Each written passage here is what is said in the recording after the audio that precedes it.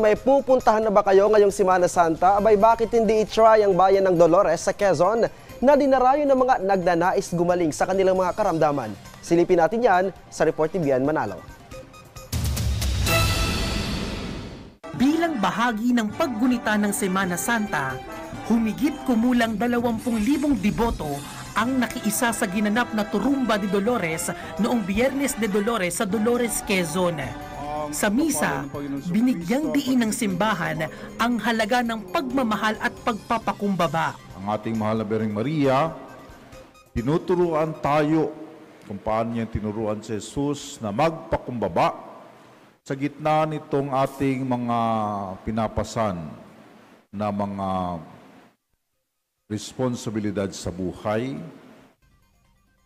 Tinuturuan tayo na ating mahal na Birheng Maria, patuloy tayong magpakumbaba. Hindi nawawala sa listahan ng mga deboto ang Dolores, Quezon tuwing Semana Santa, nakilala bilang the healing place. The place is a healing place because of Mount Banahaw. We are actually in that ley line, yung tinatawag na energy line of the world.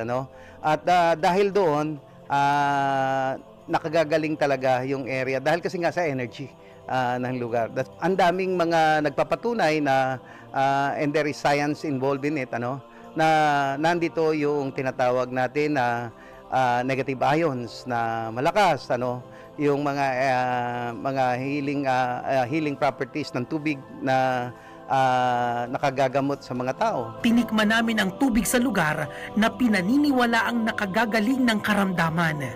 Bukod sa Bundok Banahaw, panibagong sagradong lugar sa Dolores, Quezon ang maaaring dayuhin ng mga mananampalataya. Dahil binuksan na ngayon ang Our Lady of Mount Banahaw Church. May lawak itong 60 ektarya at inaasahang makapagbibigay ng trabaho sa mga residente at dagdag kita sa bayan. As an area wherein the place could really heal the people living in the area, not only the people who are living in the area, but also the people who believe so much in the power of the Mount Banahaw. Pumunta sa Dolores at makita ninyo yung Our Lady of Mount Banahaw Church. This is a non-denomination, non-sectarian healing temple that caters for everyone for free.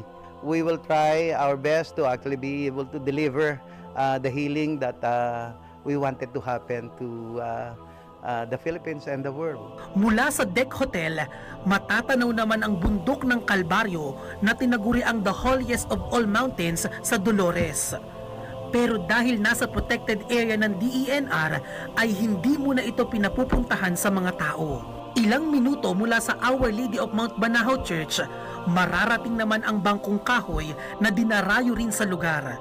Pero bakit nga ba ito tinawag na Bangkong Kahoy? Dati daw po kasi, meron daw po dito mga puno na para siyang bangko, para siyang upuan, yung shape, yung hugis ng puno. Kilala ang Dolores, Quezon bilang healing place at isa sa mga dinarayo dito tuwing Semana Santa ang bundok ng Banahaw.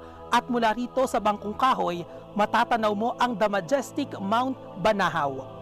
Perfect din ang lugar para sa mga nais magpahinga mula sa ingay ng syudad. Maganda po itong puntahan, itong lugar na to, lalo-lalo na kapag gusto po ng mga tao ng pahinga.